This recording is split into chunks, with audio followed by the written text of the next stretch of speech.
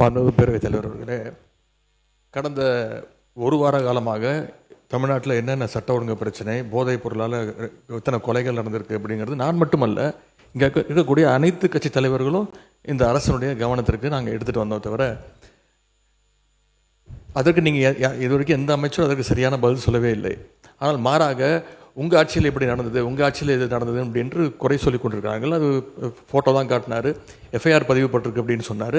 இதுலேருந்து என்ன தெரியுதுன்னா, எங்களுடைய ஆட்சியில் நாங்கள் நடவடிக்கை எடுத்திருக்கிறோம், நடவடிக்கை எடுக்கப்பட்டிருக்கு எங்களுடைய ஆட்சியில். நாங்கள் கேட்குறது ஏன் உங்கள் ஆட்சி நடவடிக்கை எடுக்க மாட்டேங்கிறீங்க அப்படிங்கிறத நாங்கள் கேட்குறோம்.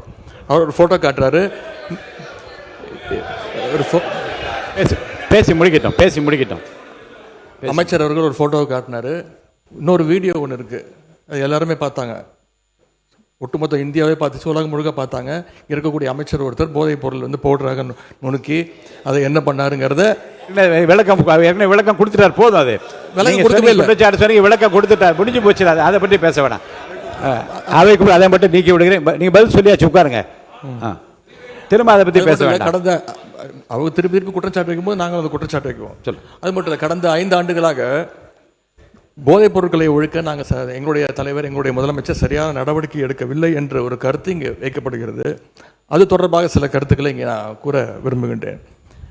ஆட்சிக்கு வந்த ஒரே ஆண்டில் எங்களுடைய தலைவர் அவர்கள் போதைப் பொருள் இல்லா தமிழ்நாடு என்ற இலக்கோடு மதுவிலக்கு அமலாக்கத்துறையையும் நார்காட்டிக்ஸ் இன்டெலிஜென்ஸ் பியூரோ சிஐடி என்ற இரு பிரிவுகளை ஒன்றிணைச்சு இபிசிஐடி என்ற புதிய பிரிவை உருவாக்கினவர் எங்களுடைய தலைவர் திரு முத்துவேல் கருணாநிதி ஸ்டாலின், அன்றைய முதலமைச்சர் அவர்கள்.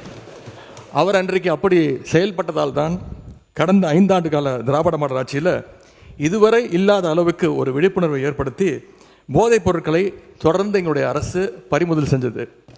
இது தொடர்பான புள்ளி விவரங்கள் தேவைப்பட்டாலோ அவர்கிட்ட இருக்குது, அமைச்சர்கிட்ட இருக்குது. கூடுதல் தகவல் தேவைப்பட்டாலோ அதை நாம் எங்கேயும் போய் தேட வேண்டிய அவசியம் இல்லை. இந்த ஆட்சியில் இன்றைக்கு சென்னை மாநகர கமிஷனராக நியமிக்கப்பட்டுள்ள திரு அமல்ராஜ் ஐபிஎஸ் அவர்கள்கிட்ட இந்த அரசு கேட்டுச்சுன்னா அவரே இந்த தகவல்களை தெளிவாக எடுத்து கொடுத்துருவார். ஏன்னா அவர் தான் இன்னைக்கு கமிஷனர் இருக்கிறாரு. இந்த இபிசிஐடி பிரிவை தலைமையேற்று நடத்தியவரும் அவர் தான். அவர்கிட்ட கேட்டால் கரெக்டாக சொல்வார், எத்தனை டன் கஞ்சாவை பறிமுதல் பண்ணோம், எத்தனை பேரை நாங்கள் கைது செஞ்சுருக்கிறோம், சிறப்பு புகார் எண்கள் எத்தனை அறிவித்தோம், விழிப்புணர்வு நிகழ்ச்சிகள் எல்லா டேட்டாவும் அவர்கிட்ட இருக்கு.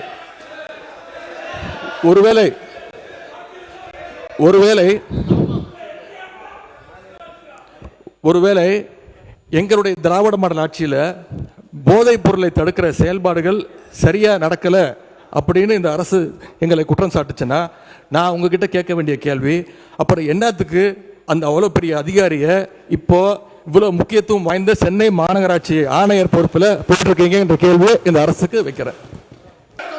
பேரவைத் தலைவர் அவர்களே, இன்னொன்று, போதைப் பொருள் ஒழிப்பு மற்றும் சட்டவிரோத கடத்தல் தடுப்பு பணியை சிறப்பாக மேற்கொள்ளும் காவலர்களுக்கு 2 நாட்களுக்கு முன்பு நம்முடைய முதலமைச்சர் அவர்கள் விருதுலாம் வழங்கியிருக்கிறார். அது விருது எதற்காகன்னு பார்த்தீங்கன்னா, போதைப் பொருள் ஒழிப்பு மற்றும் சட்டவிரோத கடத்தல் தடுப்பு நடவடிக்கையை சிறப்பாக மேற்கொண்டதற்காக, கடந்த ஒரு வருடமாக சிறப்பாக பணியாற்றியதற்காக 15 காவல்துறை அதிகாரிகள் மற்றும் காவலர்களுக்கு முதலமைச்சர் அவர்களே விருது கொடுத்துருக்கிறாங்க. அந்த 15 காவலர்களுமே எங்களுடைய ஆட்சி காலத்தில் பல்வேறு வழக்குகளில் போதைப் பொருள் ஒழிப்பு நடவடிக்கையை சிறப்பாக மேற்கொண்டவங்கன்னு இன்னைக்கு அரசு அறிக்கை கொடுத்துருக்கு. விருது பெற்ற அந்த 15 காவலர்களும் எத்தனை கிலோ போதைப் பொருட்களை பறிமுதல் பண்ணாங்க, எத்தனை குற்றவாளிகளை பிடிச்சாங்க, எவ்வளோ நாட்களுக்கு அவங்களுக்குலாம் தண்டனை வாங்கி கொடுத்துருக்குறாங்க, இந்த விவரங்களை எல்லாம் அரசு வெளியிட்ட செய்தி குறிப்பில் தெளிவாக சொல்லியிருக்கிறீங்க. போதைப் பொருள் தடுப்புக்கு எங்கள் ஆட்சியில் நடவடிக்கை எடுக்கலை அப்படின்னா அப்புறம் என்னத்துக்கு இந்த காவலருக்கு முதலமைச்சர் அவர்கள் விருது கொடுத்தார் அப்படின்னு இங்கே நான் பதிய வைக்க விரும்புகிறேன். அதேபோல் அமைச்சர் அவர்கள் சில கேள்விகளை கேட்குறாரு. அமைச்சர் அவர்கள் கேட்குற கேள்விக்கு தான் நான் தான் பதில் சொல்லணும் அப்படின்னு அடம்பிடிக்கிறாரு. இன்றைக்கி நான் நம்முடைய அனைத்து கட்சி தலைவர்கள், அத்தனை பேர் எதிர்கட்சி தலைவர்கள்லாம் இன்றைக்கி இந்த என்ன சட்டம் ஒழுங்கு சம்மந்தமாக பேசிகிட்டு இருக்கிறோம். அந்த சம்மந்தப்பட்ட அமைச்சர் இங்கே இருக்கிறாரு, அவர் ஏன் இப்போ பதில் சொல்ல மறுக்கிறாரு என்பதை நான் கேட்க விரும்புகிறேன். ஒரு மணி நேரம் சொல்லுங்க. என்ன தவறான தகவலை இங்க பதிய வைக்கிறீங்க?